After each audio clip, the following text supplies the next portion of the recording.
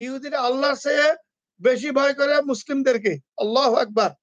এই জন্য তারা সবসময় ভয়ের মধ্যে তাদের দিন চলে।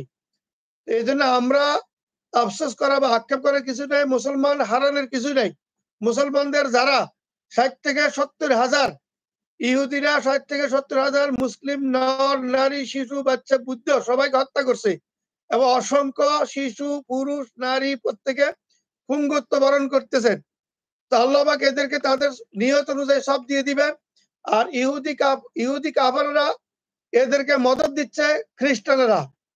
তো এদের থেকে আল্লাহর কাছে সবসময় এদের জন্য কুনুতে নাজালা পড়বেন।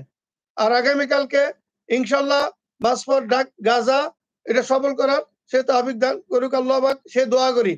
আল্লাহুম্মা ইন্নী আউযু বিকা আল্লাহুম্মা ইন্নী আউযু বিকা মিন ফিতনাতিল ইয়াহুদ, আল্লাহুম্মা ইন্নী আউযু বিকা মিন ফিতনাতি নাসারা, আল্লাহুম্মা ইন্নী আউযু বিকা মিন ফিতনাতিল কুফফার।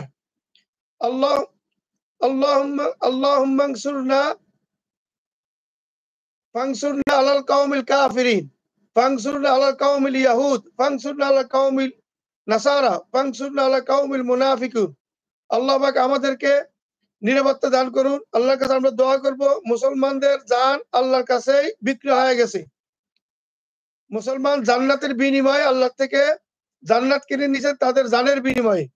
এই জন্য মুসলমানদের হারানোর কিছু নেই, মুসলমান ধৈর্য ধারণ করবে। ইনশাল্লাহ মুসলমানদের যারা ইহুদিদের সাথে লড়াই করে মৃত্যুবরণ করে প্রত্যেকে শহীদ ইনশাল্লাহ। কারণ মুসলিমকে আর কাফেরকে আল্লাহ পাক জাহান্নামের এক গর্তে দিবেন না, এটা রাসূলুল্লাহ সাল্লাল্লাহু আলাইহি ওয়াসাল্লামের সহিহ হাদিস দ্বারা সাব্যস্ত।